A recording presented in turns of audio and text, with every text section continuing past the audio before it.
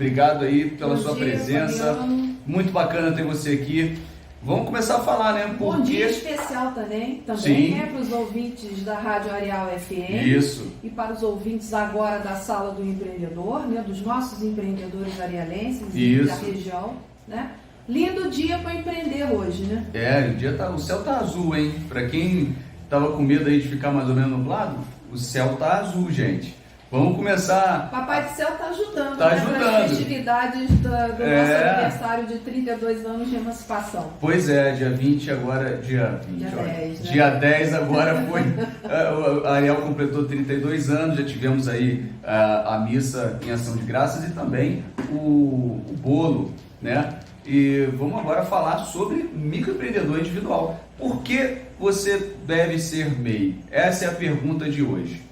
Rosana, vamos falar sobre isso. A gente falou no último programa sobre a questão do imposto de renda, que é muito importante. Inclusive, né, a gente tem aqui o prazo ainda, né, para, só recapitulando rapidinho, o que a gente precisa, até quando a gente precisa apresentar a declaração de imposto de renda, até que data mesmo? A declaração de pessoa física e a declaração de pessoa jurídica para o MEI até 31 de maio. 31 de maio. Então, beleza. Se tiver alguma dúvida, manda aqui para o nosso WhatsApp, que é o 24 15 27 44. Beleza? E tem também o WhatsApp da sala. Isso, passa aí no 24 WhatsApp. 999 77 2028. Vou depois anotar de novo aqui para a gente passar toda hora, porque é importante também você ter esse número, né? Então, vamos lá. Por que a pessoa deve ser MEI, Rosana? A pessoa deve ser MEI, em primeiro lugar, quando ela tem e quer desenvolver uma atividade empreendedora. A gente tem cerca hoje no anexo da lei que regulamenta o MEI, a gente tem cerca de 400 atividades hoje permitidas para formalização.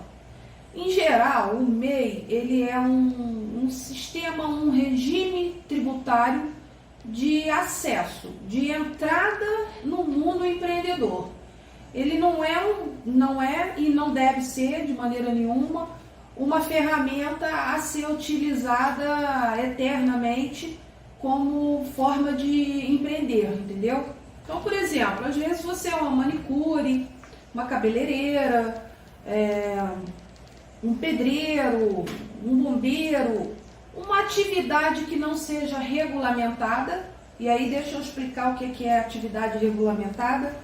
Eu recebo às vezes muitas pessoas na sala do empreendedor, muitos profissionais, vamos colocar assim, na sala do empreendedor, engenheiro, arquiteto, dentista, enfermeiro, farmacêutico, que são profissões de nível superior e regulamentadas, mas que não são permitidas para o MEI. Sim. Né? Profissão regulamentada, já citei o corte aí, ela não é permitida para o MEI. Então nós teríamos as profissões de ofício, né? Aquelas que você aprende no dia a dia, ou porque você recebeu esse ensinamento do seu pai, da sua mãe, como um sapateiro, como uma doceira, uma manicure, que não quer dizer que a pessoa não possa ou não tenha que ter para evoluir cursos especializados na área de atuação dela. Cursos profissionalizantes, Profissionalizantes, né? Exatamente. Mas que não são requisito para que ela se formalize como MEI. Então o MEI começa assim, Sim. É um regime de acesso ao mundo empreendedor, com muitas vantagens para o empreendedor que quer entrar nessa dura batalha, mas ele tem limites. Entendi. A gente pode ter, por exemplo, uma atividade que a gente vê corriqueira. Costureira, por exemplo. A costureira, ela tem essa atividade como MEI ou também está fora dessa atividade? A costureira tem. A relação de profissões tem lá duas atividades permitidas para a costureira. Sim. Uma quando ela faz roupa sob medida. Sim. E outra quando ela faz por facção. Entendi. Entendeu? Quando ela trabalha normalmente agregada a uma outra confecção, uma outra empresa de produção de como vestuário. se ela fosse uma prestadora de serviço. Prestadora de serviço. O caráter é esse. Entendi. Você tem que ser prestador de serviço. E aí, qual a diferença entre o prestador de serviço e o funcionário? Sim. Os 3 requisitos do contrato de trabalho, né?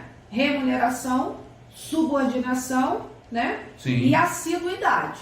Então, por exemplo, a mudança da lei trabalhista, né, da CLT, lá que alterou inúmeros artigos da CLT, não mudou os requisitos do contrato de trabalho. Então, por exemplo, eu vejo muitas vezes empreendedores que estão contratando MEI dentro desse caráter de formalidade. Então, Sim. por exemplo, a pessoa tem que ir trabalhar todo dia de 8 às 18, a pessoa não desenvolve a atividade dela com o conhecimento próprio, de forma livre, ela está subordinada a uma hierarquia que lhe dá ordem. Sim. Então, por exemplo, você chega lá, eu sou MEI, estou trabalhando para você, que é uma empresa, uma ME, ou pode ser até um outro MEI também, isso tem acontecido muito. E eu chego lá 8 horas da manhã, tenho 1 hora de almoço, tenho que trabalhar de segunda a sábado, né? E saio às 18 horas, recebo ordem de você e mensalmente eu recebo uma remuneração fixa. Então não é como se fosse realmente um empregado. Isso é contrato de trabalho. E isso dá um problemão. Porque pode estar sujeito a sofrer uma fiscalização do Ministério do Trabalho, pode estar sujeito a uma denúncia. Sim. E pode ter, na realidade, um grande problema com a pessoa que foi contratada nessa situação quando a relação de trabalho, de prestação de serviço, acaba. Porque, em geral, o trabalhador recorre à Justiça do Trabalho e hoje qualquer ação na Justiça do Trabalho, você é advogado, sim, né, Fabiano? Sim. Você vai confirmar o que eu estou te falando. Qualquer ação trabalhista na Justiça do Trabalho hoje pode dar 20, 30, 40 mil reais.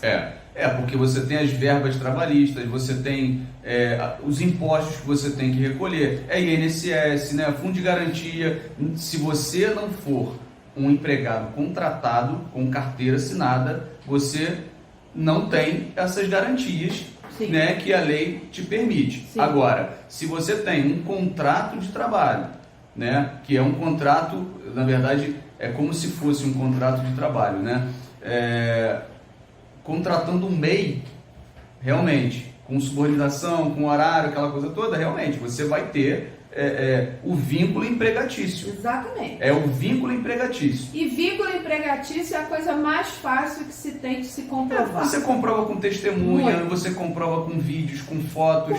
Com documento da empresa. Com documento, exatamente. Então, quem pensa em contratar uma pessoa que é MEI, né, e tenta burlar as leis trabalhistas, pode se dar mal lá na frente. Exato. E se tem dúvida, você é um empreendedor que está aí no seu negócio, pensando em contratar um funcionário e passou pela sua cabeça contratá-lo como MEI, vá lá na sala do empreendedor primeiro, ou procure o contador da sua confiança, o seu profissional aqui em Areal ou fora, não importa, e troca uma ideia com ele.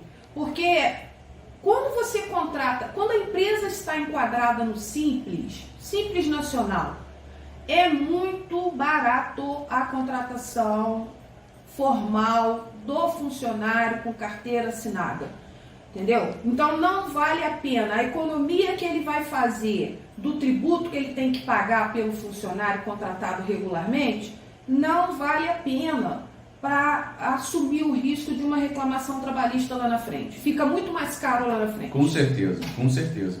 E é importante a gente dizer, né? O MEI, ele é um prestador de serviço, né? Vamos sempre frisar nisso, ele não é funcionário, ele não é empregado. Ele é prestador de serviço. Ele é prestador de serviço ou ele é fabricante ou comerciante. Isso aí, né? Isso aí. Mas eu estou frisando aqui que ele é prestador de serviço numa situação como essa. Quando ele está na né? qualidade de funcionário. Exatamente. Né? A gente no Ministério do Trabalho, isso é uma das coisas, das multas mais altas que tem, a gente denomina essa prática de fraude ao contrato de trabalho. Sim.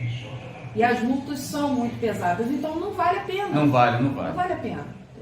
Aí, não, eu vou contratar, já está tudo certo. Acontece que está tudo certo no momento que você assina esse contrato. Está tudo certo no momento enquanto está rolando bem.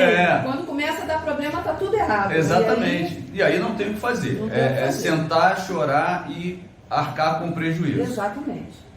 Então, deixa eu te fazer uma pergunta. Porque você atende, todo dia você atende pessoas aí de todas as situações aí possíveis e imagináveis. Qual o tipo de atividade... Existe algum tipo ou alguns tipos de atividades que são corriqueiras a aparecer lá e que não são contempladas, por exemplo, com atividade de MEI? Mas a mais corriqueira, assim, uma das mais corriqueiras que a pessoa, não, eu quero abrir um microempreendedor, eu quero ser microempreendedor individual, mas a atividade que ela exerce não consta lá como microempreendedor. Ela não pode ser MEI. Arquitetura. Que coisa, hein? A gente... Muita gente então procura. Se eu for analisar assim, as atividades que chegaram lá e que a gente teve que falar, não pode porque não é permitido, arquitetura. Então muita gente vai lá buscar. Muito. E eu acho assim engraçado porque na minha concepção, quando você está chegando no final do seu curso, o ideal é que fosse no início do curso. Mas vamos supor que não foi no início do curso e teve lá um curso regular de formação a nível universitária. Sim. De 4 anos, ou de 5 anos, ou de 6 anos. Se a faculdade não fez isso no início do curso, ela deveria se programar para fazer no último ano do curso um semestre, uma matéria preparando esse profissional para a burocracia, para que ele tivesse uma noção genérica do que ele pode, do que ele não pode fazer, como que ele tem que atuar. A gente lá, quando acontece essa situação, a equipe da Sala do Empreendedor, a gente orienta sempre que o profissional deve se formar, profissional de profissão regulamentada. Vamos botar assim, arquiteto, engenheiro, dentista, médico, contador, fisioterapeuta, veterinário. Veterinário é a próxima, mais uma categoria, mais uma profissão que muita gente procura muito meio para se formalizar e não pode. Sim. Né? Então tem isso também. Eu acho que a gente orienta da seguinte forma, olha, ou você se formaliza como autônomo, ou você abre uma sociedade limitada, unipessoal limitada. Sim. Que hoje substituiu a EIRELI, né? Porque a EIRELI acabou. Não existe mais a EIRELI. A EIRELI hoje é a sociedade limitada unipessoal. Que é a mesma coisa, é enquadrada no super simples, tem o limite aí de ME até 360 mil de receita anual. Sim. Né? E tributariamente muito mais barato do que você ser autônomo, do que ser pessoa física. Porque vamos considerar aqui, um médico, por exemplo, um dentista, ele começa o primeiro ano de vida dele de vida profissional, né? Vamos falar assim. Sim. Ele começa a vida dele, em geral, com 12 mil reais, 24 mil reais de salário mensal. Sim, sim. Então, muitas vezes, o médico quer ser PJ e os hospitais contratam como PJ porque médico trabalha em regime de plantão, né? Médico, dentista, outras profissões aí que trabalham em regime de plantão. Então, muitas vezes, ele prefere ser PJ do que ser pessoa física. Pessoa física, ele está subordinado àquela tabela leonina do imposto de renda. Terrível, né? E se ele for uma pessoa jurídica, enquadrada no Simples, ele está subordinado às alíquotas do Simples, aí que vai começar em 5%, 6%, 6,5%, muito mais barato, muito mais simples, muito mais fácil. E ele normalmente precisa ter um assistente, né, uma recepcionista ou uma pessoa que trabalhe com ele dando suporte. Sim. E ele pode, de maneira muito mais barata, contratar um profissional estando no Simples, entendeu? Entendi. Então, normalmente a gente orienta assim.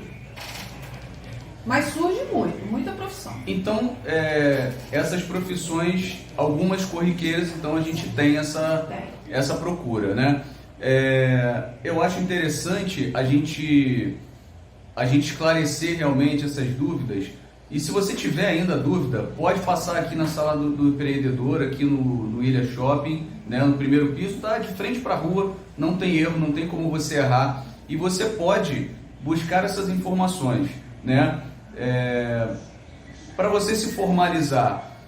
O que você precisa para se formalizar, então, Rosana? Rapidinho que a gente vai para o intervalo. Só a documentação necessária e quanto tempo que você consegue abrir um MEI. Você chega lá, olha, eu preciso abrir eu quero ser microempreendedor individual. O que eu preciso fazer? Consigo fazer isso agora? Preciso trazer algum documento específico? O MEI de atividade de baixo e médio risco. Sim.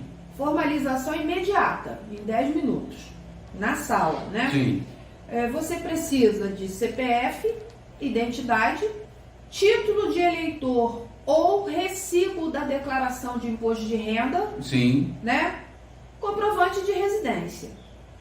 Aí a gente tem todo um trâmite eletrônico de documentações que são feitas dentro da sala do empreendedor lá, mas isso tudo rapidamente feito.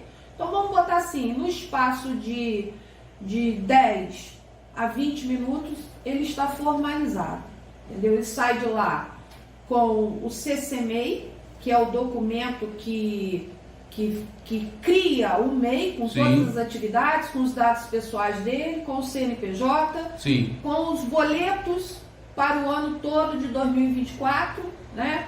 Com acesso à nota fiscal de serviço isso aí. E de comércio já feito, já pronto.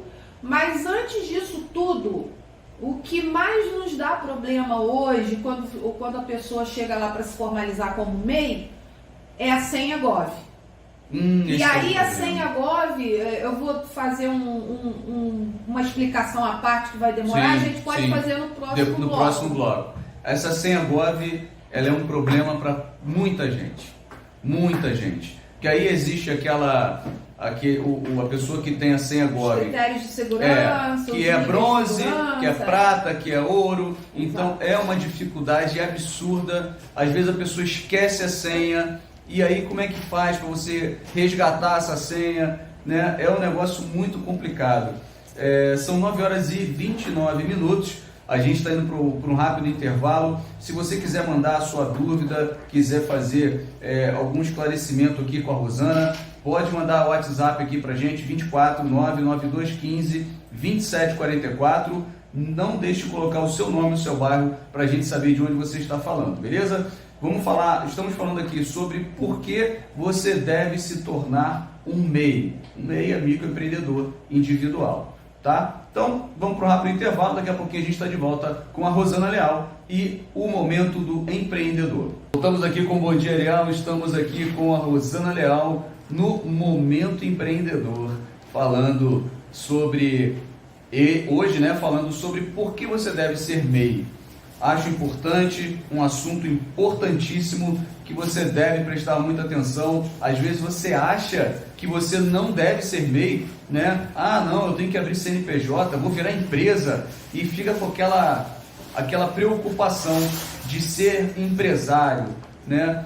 Não existe essa dificuldade, né, Rosana? Para quem quer ser microempreendedor individual, a pessoa às vezes fica com medo, com receio. Eu vou virar empresário, eu vou ter que, né? Fica com aquele receio realmente, medo da burocracia. Da burocracia, é isso aí. Mas eu acho que o microempreendedor individual, ele é diferenciado.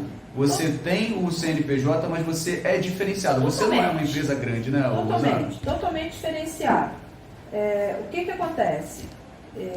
Como ele é um regime de incentivo à regularização, né? Incentivo à formalização, ele foi criado de uma maneira a incentivar as pessoas a perderem o medo da burocracia. Sim.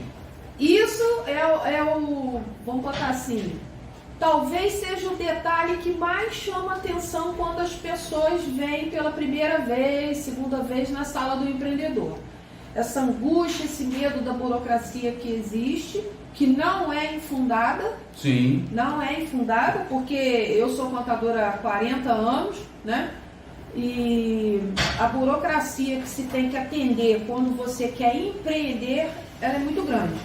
Mas o MEI vem transformando o Brasil. Ele não está transformando só Areal. Ele vem transformando desde 2007, quando ele foi criado, o Brasil inteiro.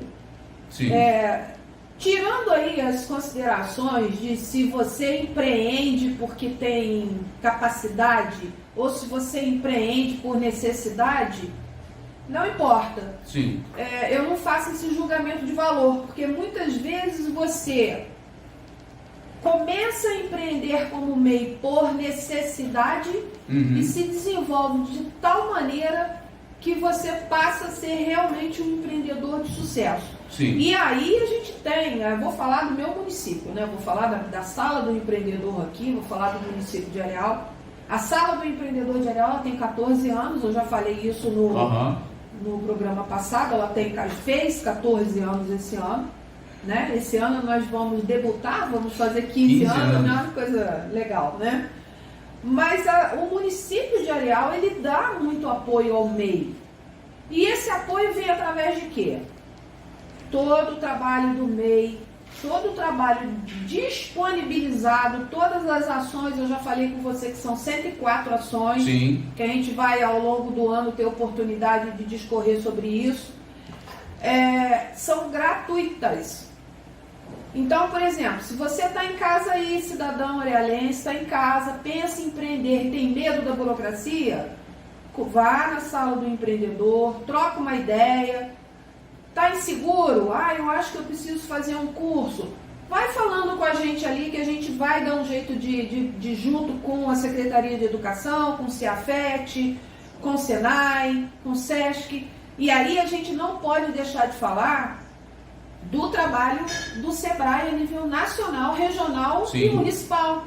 Porque o SEBRAE ele tem hoje uma importância significativa na criação do Simples Nacional, na criação do MEI, né?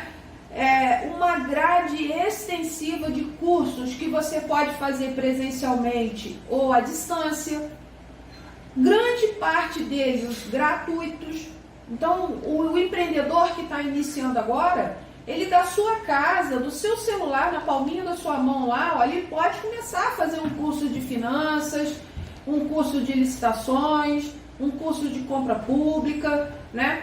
Ele pode se informar e à medida que vá ficando a atividade dele mais complexa, ele pode usufruir de uma consultoria que o SEBRAE incentiva. E às vezes o empreendedor paga, eu estou falando trabalhador porque na sala também às vezes funciona o Ministério do Trabalho, né? Aí aparecem pessoas com outras situações, né? Demandas. Então às vezes, toda vez que eu vou falar eu tenho que pensar trabalhador ou empreendedor, porque nós temos as duas realidades ali. Mas o que eu estava falando, por exemplo, quando você é empreendedor, pensando em ser empreendedor ou já empreendedor, vai aprofundando dentro do conhecimento do empreendedorismo e o seu negócio vai desenvolvendo, vai desenrolando. O SEBRAE tem todo um suporte de consultoria que é financiado por eles. Porque muitas vezes o SEBRAE paga 90%, e o empreendedor paga 10%, e vale muito a pena, e é um valor muito baixo. Então, assim, não tem desculpa se quer empreender por vocação ou por necessidade, porque todo suporte tem. A sala está aqui, atendimento básico, inicial, avançado, gratuito. Entrou, virou empreendedor, teve sucesso, o negócio está decolando, entra numa situação mais aprofundada com o acompanhamento do Sebrae mais aprofundado, com todo o staff profissional que eles têm, né? E então, o Sebrae ele dá esse suporte também de forma gratuita, né? Gratuita também, mas quando chega a um nível de evolução, quando você precisa ir de uma consultoria, o Sebrae incentiva.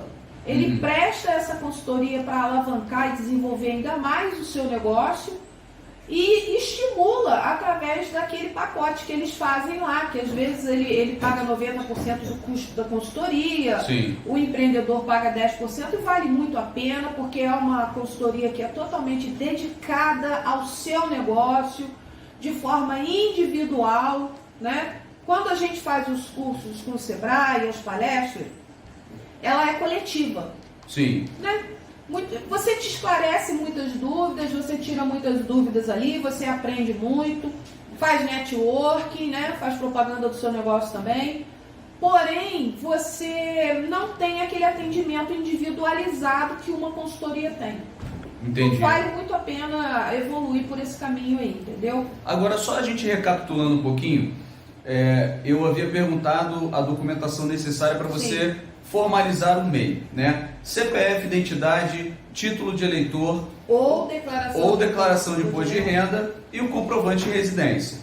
Aí a gente entrou no assunto senha Gov, a gov.br. O que é esse gov.br que a pessoa sempre tem problema, até quem é só pessoa física, né, que não tem aí o seu CNPJ. O que é esse gov.br, Rosana, que dá essa confusão danada com as pessoas com relação à senha, principalmente? O gov.br é um caminho que o Brasil tomou do governo digital, de evolução digital, que tirou o Brasil, vamos colocar lá, da 100ª posição em 2 anos, de 100ª posição para 6º colocado em serviços digitais no mundo. Caramba! Então, por exemplo, isso aí é democracia, vamos botar assim o termo, democracia digital, podemos falar dessa forma? Sim. São travas e normas de segurança que muitas vezes o cidadão fica super aborrecido. Eu mesma já fiquei aborrecida várias vezes com isso. Eu também. Mas o cidadão fica chateado com esses requisitos de segurança. Porém, eu falo com toda certeza aí, com meus 40 anos de contabilidade, que isso é bom para ele, é segurança para ele, né? Vou te dar um exemplo. Quantas vezes nós, todos que estamos ouvindo aqui, já ouvimos falar de empresas que foram abertas, perdi meu documento e abriram uma empresa no meu nome. Sim. Ou então, tipo assim, abriram uma empresa no meu nome e fizeram lá empréstimo, não sei o quê. Isso é uma coisa que está cada vez mais difícil de ser feita. Tá? Por quê? Porque hoje você, para abrir uma empresa, para você abrir um MEI, você precisa da senha Gov. Sim. E não tem como você validar uma senha Gov à distância. Não tem como você criar, não tem como você alterar uma senha Gov, não tem como você praticar determinados atos que não tenham nível de segurança dentro da senha Gov. Então, o cidadão, quando ele ficar chateado, aborrecido, porque ele veio em algum lugar e não conseguiu resolver o seu problema naquele momento, agradeça. Agradeça essa dificuldade, porque significa que o CPF dele está protegido, os dados dele estão protegidos e o mais importante ainda, não passar a senha dele em hipótese nenhuma, senha Gov por celular, por e-mail, para ninguém. A senha Gov é igual senha de banco.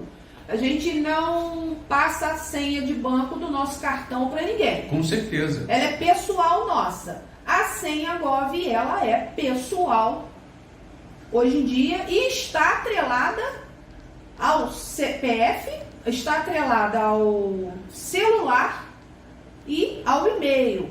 Então, aquelas pessoas que tinham o hábito, tipo assim, vou trocar de operadora, troca de número, é um problemão. Esse é um problema. Meu e-mail travou, esqueci a senha do meu e-mail, vou fazer outro. Problemão. Por quê? Porque hoje a identificação digital do cidadão, que é a senha Gov, está atrelada ao celular dele, sim, ao número do celular dele e ao e-mail dele. Ela pode mudar de operadora, mas não pode mudar o número. Se ela for mudar o número, ela consegue, antes de mudar o número... Antes de mudar o número, tem que fazer as já mudanças, ter um outro número exatamente. e substituir. Isso. Né? A mesma coisa no e-mail, né? Você pode substituir. Mas veja bem, complexo. Você pode mudar o número do celular a qualquer tempo. Você pode mudar o seu e-mail a qualquer tempo, mas você tem que fazer alteração, não pode perder a senha. Você tem que saber a senha para entrar no Gov lá. Porque você entra lá com a sua senha, CPF, sua senha. Se não souber fazer, procura a sala do empreendedor que a gente faz de graça. Sim. Entra lá, coloca lá o novo e-mail, o novo telefone, salva, perfeito, não tem problema nenhum. O problema está quando a pessoa perdeu a senha, não sabe qual é a senha Gov, porque em algum momento alguém fez uma senha Gov para ele, mas não passou para o cidadão a senha. Aqui, meu querido, aqui ó, tá o teu CPF, tua senha, guarda isso junto com os seus documentos, porque isso aqui é sua, essa senha é sua. Então você vai precisar dessa senha para documento digital. Então, se você tem um carro, quer baixar lá o seu documento digital, a sua carteira digital, você vai precisar dessa senha aqui. Se você for consultar o seu INSS, vai precisar dessa senha. Se você for consultar a Receita Federal, vai precisar dessa senha.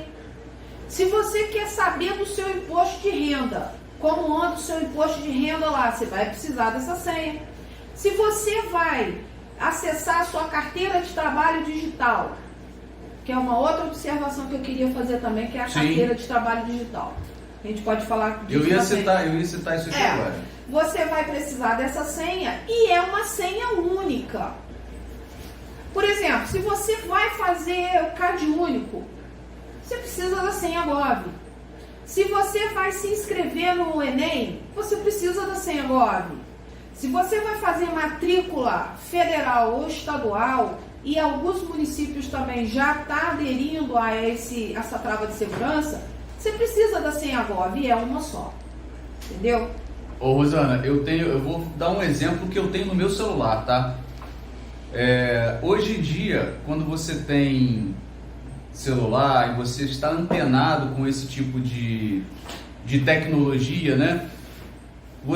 Teve uma vez que eu tive que sair daqui de Areal, fui para 3 dias, eu esqueci a minha carteira em casa. Simplesmente esqueci a minha carteira. No meu celular eu tenho cartão de crédito, eu tenho eu tenho o aplicativo do meu INSS, eu tenho o aplicativo do gov.br, porque você tem um aplicativo no celular que você deve baixar também, ter no seu celular o aplicativo gov.br. Tenho também o aplicativo da carteira de trabalho digital e a carteira digital de trânsito. Tem tudo, né? O aplicativo da carteira digital de trânsito, ela tem não só a sua CNH, mas ela tem também o documento do seu carro, se você tem veículo. E aparece ali se o seu IPVA está pago daquele ano, se não está, aparece tudo. Aparece multa de trânsito. Multa de trânsito. Está vendo como que está convergindo para facilitar a vida do cidadão? Exatamente.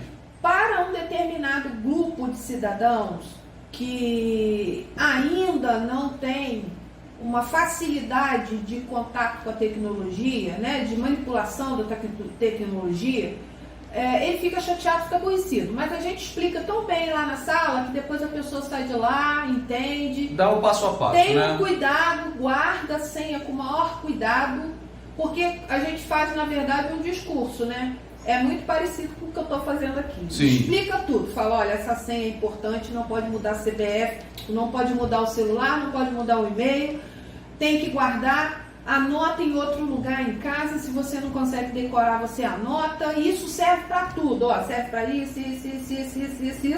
Eu acho até, Rosana, eu não sei se seria interessante passar para eles o seguinte, para quem tem essa dificuldade, né?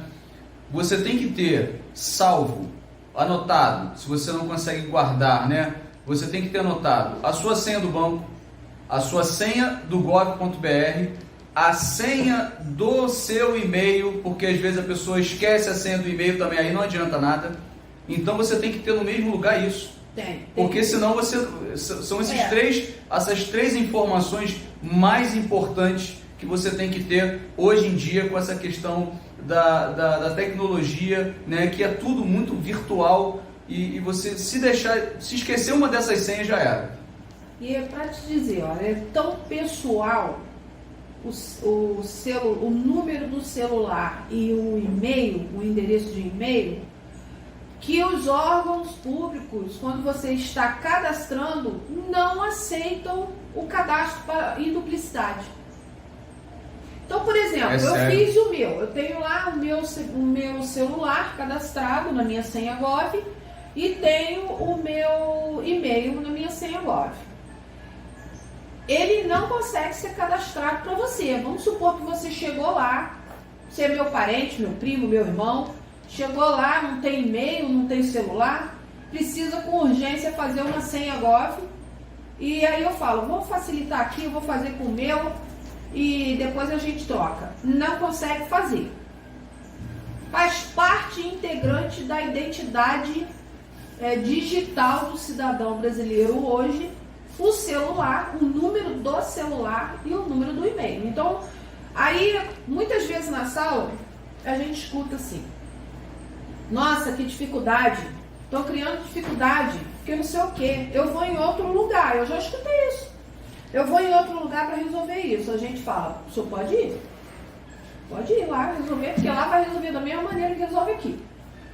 O que a gente faz? Se a pessoa não tem e-mail, a gente cria um e-mail, dá a senha para a pessoa, dá a senha para a pessoa, guarda. Tem celular? Hoje todo mundo tem celular, né? Então não tem jeito. Tem celular, bota lá o número do celular e a senha Gov. Faz esse conjunto, entrega para ele e fala assim, pelo amor de Deus, guarda isso para sempre, porque isso aí é documento seu. Exatamente. Não pode perder. Aí perdeu. Perdeu a senha, perdeu tudo, perdeu o celular, perdeu o e-mail, perdeu... Ou então a pessoa foi até roubada também, né? Pode acontecer. E aí, às vezes foi roubado e tem isso, um papelzinho dentro da carteira. Aí foi roubada a carteira. Sim. Isso aí é uma coisa que tem que guardar em casa. Mas às vezes a pessoa, né, bota na carteira, porque, sei lá, por algum motivo não consegue guardar e tem medo de deixar em casa. Na carteira eu acho que é muito pior, né? Então, e aí? Perdeu tudo. O que faz? Tudo. Aí a gente tem aquela situação assim, a pessoa que tem várias formas de recuperar e de progredir o nível. Nós estamos falando de uma conta bronze.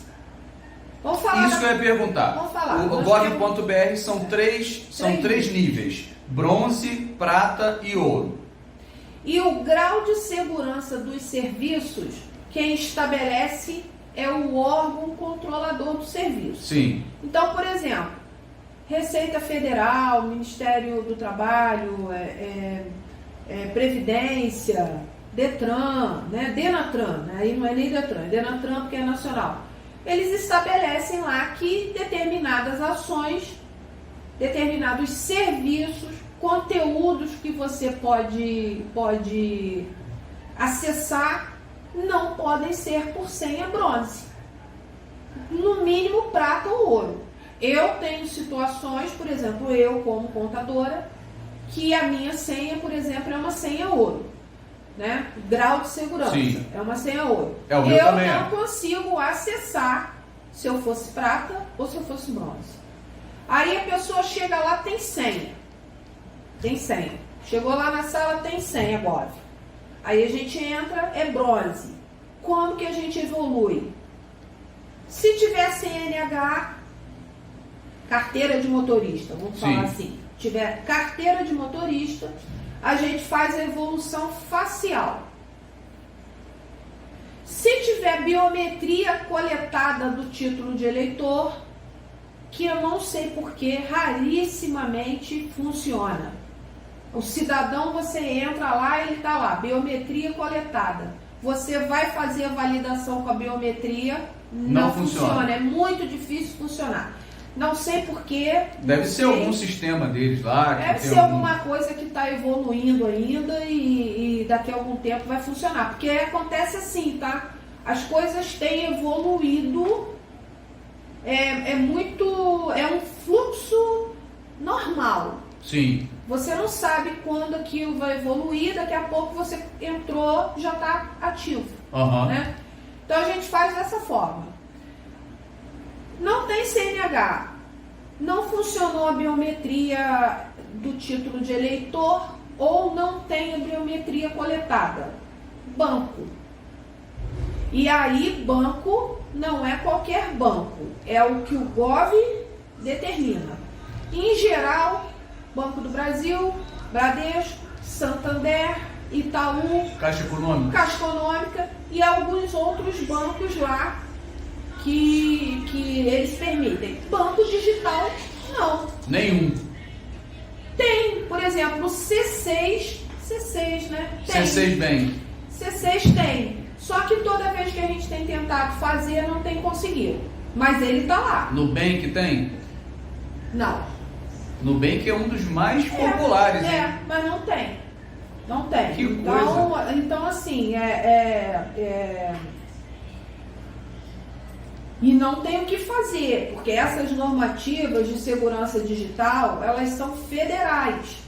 Então não adianta eu, Rosana, na sala, ou a equipe da sala, ou do estado, ou de qualquer outro lugar, questionar a validade do que está ali. Sim. Do direito do cidadão. Eu já escutei muito, mas eu tenho Nubank, eu tenho outro banco qualquer. PicPay, qualquer um. Não, o PicPay, pra gente foi um achado agora. O PicPay entrou recentemente. Eu vou abrir aqui que eu vou te falar. O PicPay entrou recentemente, e aí quando a pessoa não tem nada, tem carteira de motorista, não tem biometria, não tem banco, nós estamos fazendo na hora um acesso, a gente cria a conta do cidadão no PicPay, bota no celular dele lá, dá a senha para ele, na hora, é 5 minutos. Que maravilha, hein? E a gente resolve o problema da senha que o cidadão precisa, entendeu? Então, qual é a outra nuance que você tem aí quando a pessoa realmente tem um receio de abrir um CNPJ? Tem alguma outra coisa, alguma outra situação que você tenha observado que a pessoa realmente está receosa e não quer, mas tem medo? Alguma outra situação corriqueira? Muito comum acontecer a dúvida de se eu tenho MEI, perco meus benefícios sociais, por exemplo, Bolsa Família ou qualquer outro benefício que ele possa vir a ter ou que ele tenha. Sim. Né? Isso é uma dúvida importante. Então isso aí é muito importante fazer uma análise assim, criteriosa da situação do grupo familiar. Por quê? Porque todo benefício social hoje, Bolsa Família, aluguel social, FIES, né? ProUni, e são muitos, tá? São muitos. Eles estão atrelados a uma renda per capita média que a família tem. Então, por exemplo, o fato de você ter um MEI não exclui você do direito ao benefício social. Porém, tem que analisar o grupo familiar. Então, por exemplo, se você é um MEI que começa a emitir muita nota fiscal, começa a fazer uma movimentação financeira. Se você não emite nota, mas você tem uma movimentação financeira hoje muito grande, né? Tem uma conta pessoa física, e aí por conta do seu MEI, você não emite nota, mas você recebe valores ali na sua conta, isso aí pode te desenquadrar por renda. do Entendi. benefício social, não por ter o MEI. O MEI não é exclusivo do benefício social. Então, por exemplo, se a pessoa quer ser MEI, precisa ser MEI, e ela tem algum benefício social, está lá no CadÚnico, primeira coisa, conversar com o pessoal lá do desenvolvimento social. Tem a Carol lá, tem a Manon, elas são especialistas nisso aí. Se for necessário, faz um link com a sala do empreendedor, com a gente, para que o cidadão possa empreender, se for necessário, sem correr o risco de perder lá. Ele vai ser muito bem orientado lá no desenvolvimento social pelas meninas e vai ser muito bem orientado na sala do empreendedor com relação a isso, tá? Então, a norma é: não perde benefício social porque tem MEI. Sim. Depende de como que seu MEI evolui. Realmente, você falou, a pessoa emite muita nota fiscal, tem renda, então, obviamente, não tem direito a receber aquele benefício. Fazer uma observação. A Receita Federal hoje, né? A Receita Federal hoje, ela tem todas as informações do cidadão da sua movimentação bancária acima de R$1.000. Sim. Então, movimentou R$1.000 na sua conta bancária, a Receita Federal tem lá esse acesso, não está interessada nisso, porque isso aí, quando eles fazem as estatísticas, eles chegam à conclusão que isso aí não vale a pena, não é o que a Receita está buscando, né? Mas ela tem a informação. E de pessoa jurídica acima de R$2.000. Sim. Um dado importante também para o MEI. O MEI, às vezes, não deveria ser assim, porque se você é MEI, você tem que ter uma conta pessoa jurídica separada, porque você tem que separar suas finanças pessoais do seu negócio. Exatamente. Isso aí é requisito de sucesso. Essa separação entre pessoa jurídica e pessoa física é muito fácil de ser feita, muito fácil de ser controlada. Ela pode ser controlada até pelo portal do empreendedor ali, quando a gente faz o preenchimento do relatório de receitas ali, de despesas, né, que pode ser feito mensalmente. Então, por exemplo, o ideal é separar pessoa física e pessoa jurídica. E aí o MEI fala assim: eu não estou emitindo nota, eu não tenho conta pessoa jurídica, eu movimento tudo na minha pessoa física. E aí o cidadão tem lá uma movimentação de 6, 8, 10 mil reais. A gente sabe que às vezes até muito maior do que isso. E acha que a Receita Federal não tem essa informação. Muitas vezes o cidadão hoje tem maquininha de cartão de recebimento por CPF. A operadora de máquina de cartão, né, de recebimento por cartão, débito ou crédito, que cadastram o CPF de pessoa física, né, o CPF da pessoa. O que acontece? Aí eu não estou emitindo nota, não sei o que, eu vendi lá 5 mil, 6 mil, 10 mil, 2 mil, 3 mil, não importa. A operadora de cartão faz uma declaração mensal de toda a movimentação do Brasil em CPF e em CNPJ para a Receita Federal. Então a Receita Federal tem conhecimento dessas informações, né? É para ter cuidado. Agora, Rosana, mas até que ponto que a pessoa pode utilizar, por exemplo, uma maquininha de cartão e pode emitir nota fiscal? Até que valor que o MEI tem que se resguardar para não ser, de repente, desconstituído ali de MEI? Até que valor? Hoje, o exercício fiscal de 2024, R$81 mil anual. 81 anual. Anual. 6.750 por mês, que é um valor considerável, né? Sim. Tu imagina, você é um sapateiro, um cabeleireiro, uma manicure, uma doceira. A gente está falando num regime de estímulo à formalização regular. Sim, sim.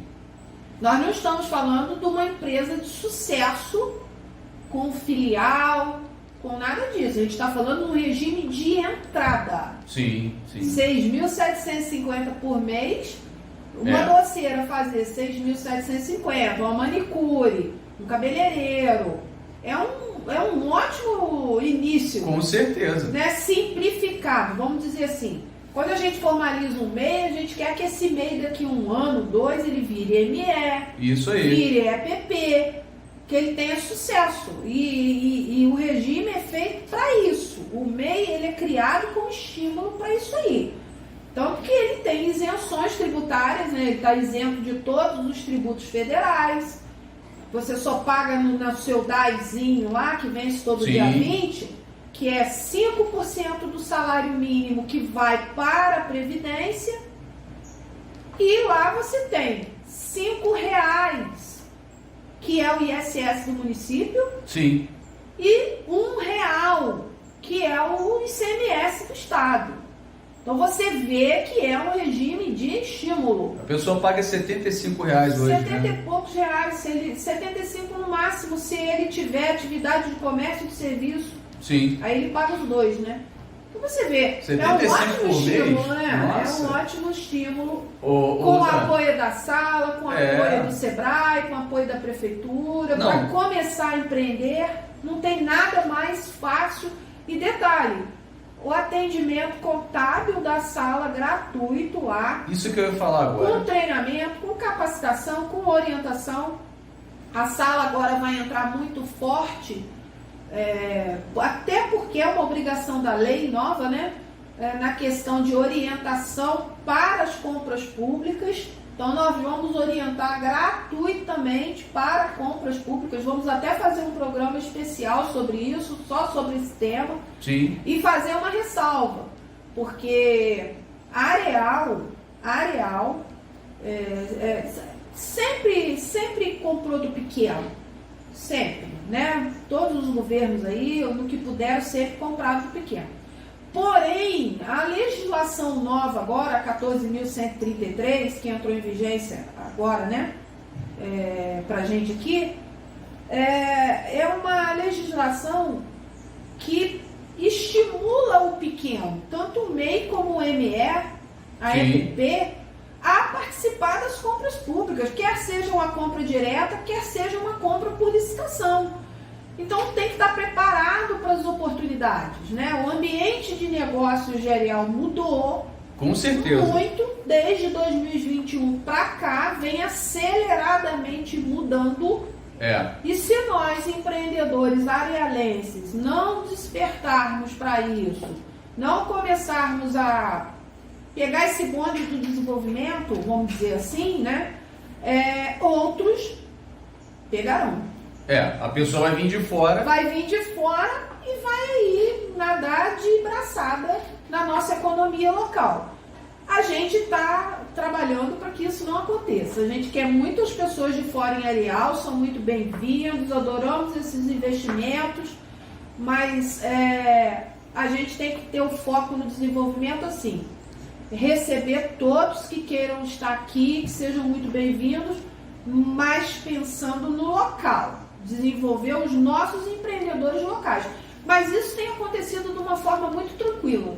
Sim. Muito tranquila. A gente tem visto aí vários pequenos empreendedores que despertaram para isso. Eu falo assim, Areal hoje nós temos quase tudo que a gente precisa, sem sair do município. A gente tem que guardar as proporções do tamanho que o nosso município tem, né? Nós somos 11.000, acho que 668. Se eu tiver errado, eu corrijo na próxima. Por aí. Mas nós temos tudo. Olha, nós fizemos agora em março uma campanha do Dia Internacional da Mulher, que foi um mês inteiro, em que nós fizemos inúmeras visitas aos comércios locais, né? E eu fiquei assustada, eu estou acostumada a lidar com isso. Eu falei, Areal tem tudo. Eu não preciso sair daqui para ir a Três Rios, daqui para ir a Petrópolis, para nada, só se eu quiser. E isso em muito legal, isso é um esforço contínuo dos nossos empreendedores aí que acreditam na nossa cidade. Com certeza. E a gente valoriza. A sala tem feito campanhas junto com a Secretaria de Desenvolvimento Econômico e com a Prefeitura.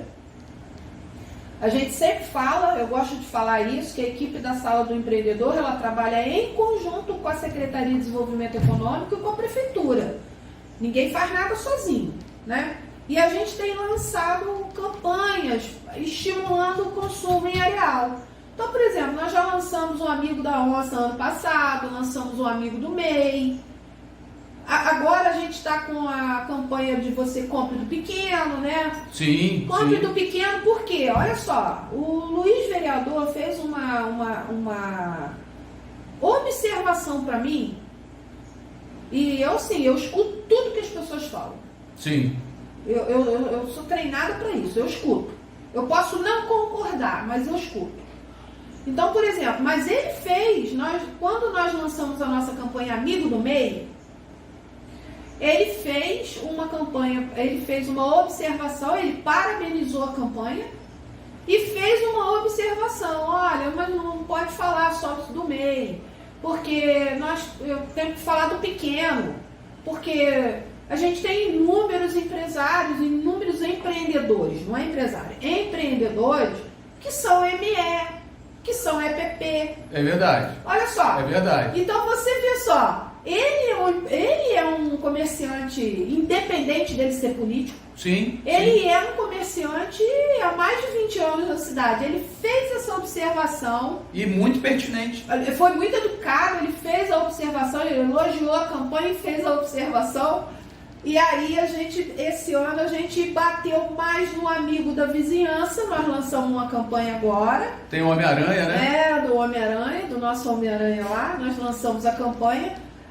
Mais pautado, mais tentando integrar todo mundo, o MEI, o ME, o EPP, porque tá todo mundo aí na luta, né? Tá todo mundo matando um leão por dia para ser empreendedor no Brasil. Então, assim, você vê que não passa despercebido uma observação que é feita. Sim, sim. Não passa despercebido. Então, assim, isso também, eu estou fazendo essa observação para estimular que as pessoas que, por exemplo, em algum momento achem que está faltando alguma ação da sala, ou está faltando falar sobre algum tema, ou quer ver destacado algum segmento, fala com a gente. Pode falar com qualquer um da sala, porque a gente troca ideia e a gente valoriza esses comentários, entendeu? E é importante também, vamos botar assim, a sua opinião importa. Claro, claro. Não, e é importante a gente falar. Importa. A gente tem agora esse espaço aqui na rádio para falar. Sensacional. Né? Que é um espaço democrático, a pessoa está ouvindo. Eu vou te interromper só para fazer um pedido de desculpa. Sim. Porque olha só, a gente não conseguiu acertar a pauta ainda. Porque olha só o que acontece. Você que está aí, cidadão, empreendedor, que está ouvindo, pode falar assim, às vezes a gente comenta, são tantos assuntos de interesse do empreendedor, que, por exemplo, a gente às vezes começa a falar num assunto e acaba indo para outro. Mas isso com a nossa prática aqui, a gente vai conseguir definir, para aproveitar um tempo que a gente tem aqui, que é de uma hora um pouquinho, para que a gente consiga exaurir o tema dentro daquilo ali. Sim. Mas talvez tá fluindo para outros campos, outras explicações, por causa da demanda. Exatamente. Né? A falta. Eu só não sei se eu tenho tempo. Se eu tenho tempo para fazer. Tem mais um pouquinho. Eu não sei se eu tenho tempo para fazer uma observação, mas eu queria até fazer uma observação. Para você ver como que o programa deu resultado. Deu resultado. Deu o resultado que a gente queria. Semana passada, uma pessoa virou para mim e falou assim: você falou em criptomoeda no primeiro programa.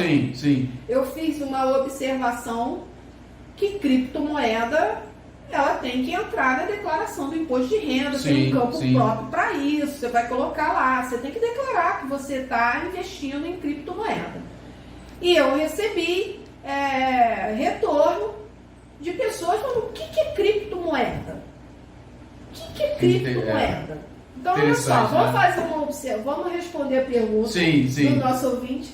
Criptomoeda é uma moeda digital, é uma moeda virtual.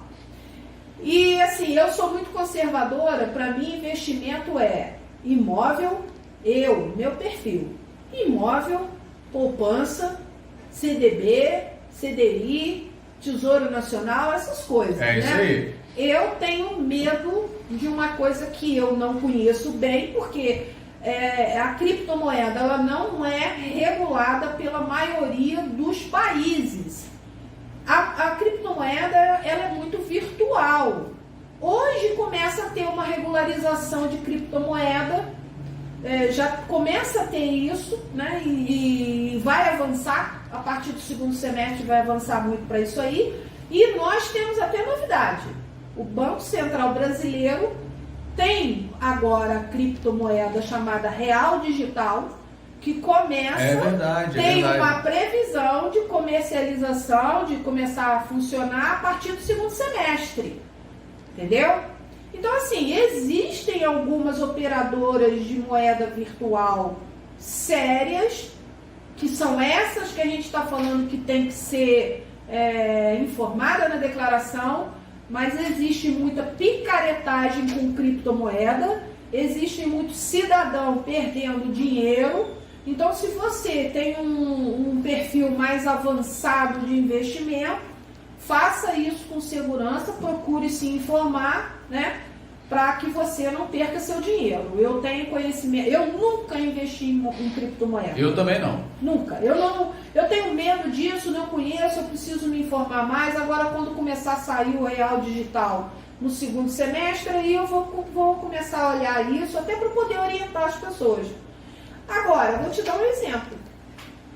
Você sabia que o Brasil tem as duas cidades que já ocupam o segundo lugar em recebimento com criptomoeda? Duas cidades. Duas cidades? Duas cidades. Rolante, no Rio Grande do Sul, e Porto Alegre. Rolante tem 194 estabelecimentos recebendo pagamentos por Bitcoin. E Porto Alegre tem 40. É destaque na revista Exame. Saiu de uma reportagem específica sobre isso na revista Exame. Preciso falar que a revista Exame é referência em negócios, né? Então, assim, chama a atenção de que daqui para frente, talvez no ano que vem, depois que sair o Real Digital, vai ser mais um mecanismo de investimento e de recebimento, de transações financeiras, que vai poder ser usado pelo empreendedor. Sim. Né? Então você vê como que a coisa está evoluindo, como que a inovação está atingindo o empreendedor hoje, né? De maneira transformadora e significativa. Olha, eu acho muito bacana a gente trazer essas informações. E eu vou trazer, você estava na dúvida aí de quantos habitantes nós temos aqui, ó, no site do IBGE, tá? 11.828 pessoas. Errei por 200. Pois é, 11.828 foi o último censo que saiu, e todo mundo achava que teria mais de 12 mil, que teria 15 mil pessoas, 15 mil habitantes mais ou menos. Já ouviu falar em sensação térmica? Pois é. Sensação térmica, né? Que é aquela sensação. O termômetro está dando 40, mas a sensação térmica é de 50. Pois é.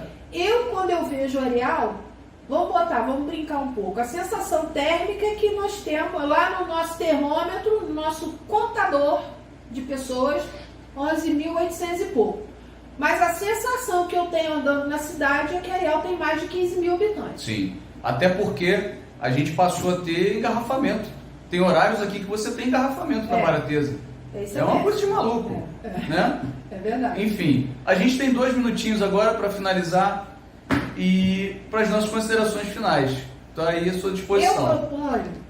Eu proponho, Fabiano, se você concordar comigo, que no próximo programa da sexta-feira a gente faça, eu vou ver com o pessoal lá da sala que ouviu o programa, a gente faça um compilado do Sim. primeiro programa com esse de hoje. Sim. Para a gente amarrar esse tema e poder evoluir no outro se ficou faltando alguma coisa. Por quê?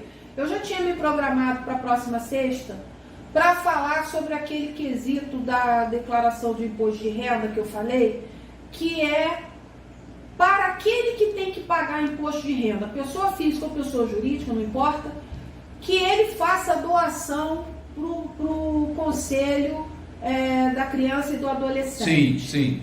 E aí eu estou me informando na prefeitura com relação à instrumentalização disso, como que isso poderia ser feito, porque se o cidadão tem que pagar imposto de renda e mandar o dinheiro lá para Brasília, para ele fazer uma volta no Amazonas, para chegar em Areal, se ele puder fazer lá com a mesma coisa, sem ele pagar nada, ele puder fazer um caminho mais rápido para Areal, eu acho que é super legal isso, né? Você usar o seu imposto de renda, pessoa física, para fazer a diferença na vida de outras pessoas, de pessoas que precisam. Então, a ideia é fazer um compilado desse detalhe na próxima sexta-feira e complementar com as informações do MEI. Sim. Né? E mais uma vez pedindo desculpa aos ouvintes aí, caso a gente tenha fugido do conteúdo, porque a gente foge um pouquinho porque são muitos assuntos interessantes,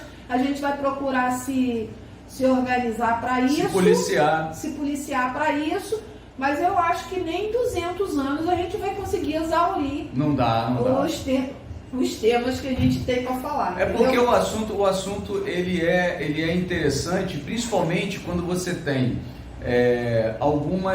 alguns requisitos e que eles têm desdobramentos. Então não tem como você passar por ele sem você desdobrar aquele assunto ali, né? Então é isso, mas se alguém tiver alguma dúvida, pode mandar mensagem aqui pra gente no 24 992 15 27 44 e o WhatsApp lá da Sala do Empreendedor. 24 999 77 20 28 e o nosso endereço virtual aí do nosso Instagram é @Sala do Empreendedor Areal, tudo junto. Beleza. Entendeu? Então acompanha, porque a gente tem tentado, porque assim, nossa equipe é uma equipe pequena, uma demanda de assuntos muito grande. Então, por exemplo, a gente além de fazer todo o atendimento lá, né, toda a organização da sala fazer o atendimento, a gente ainda consome um tempo porque a gente tem que fazer esses conteúdos. Esses conteúdos eles são importantes, tanto do Instagram, como do Facebook, como o nosso portal. Sim. Que nós estamos lançando o portal da sala. O portal da sala tem 7 níveis. Nós vamos lançar o primeiro nível do portal da sala nos próximos dias. Ele está em treinamento, tá? Então, assim, é complicado. Falhou aqui? Não, acho que deu um... Cortou? Não, tá indo. Entendeu? Então, assim, sigam lá. A gente tem colocado conteúdos bastante importantes lá no Instagram da sala. Sim. Né? Ali a gente não coloca perfumaria, ali é assunto de interesse do empreendedor, quer seja economia prateada, economia da mulher, no geral para todos, independente do porte, está lá à disposição. E se você tiver alguma sugestão, será muito bem-vinda. Com certeza. Rosana, obrigado pela sua disponibilidade sempre, e a rádio está aqui à sua disposição para que a gente continue trazendo luz, né, para quem aí precisa da sua informação com relação ao microempreendedor individual ou também o cara que não é microempreendedor individual. Detalhe importante, né? A sala não atende só quem é ME. Exatamente. A sala atende o autônomo. Isso. A sala atende o MEI. A sala atende o ME. A sala atende a EPP. Claro que a gente não pode atender ME e EPP contabilmente. Sim, a gente não pode, a gente está impedido. Mas não pode tirar as dúvidas. Pode tirar dúvida, pode dar orientação. A sala é um espaço da microempresa também e da pequena empresa também. Com certeza. Não é um espaço só para o MEI, entendeu? Perfeito. Tá Rosana, obrigado. Fabiano, muito obrigado, tá? Desejar a todos um feliz final de semana, um ótimo final de semana de festa na nossa cidade aí. Né? 32 anos de real, hein?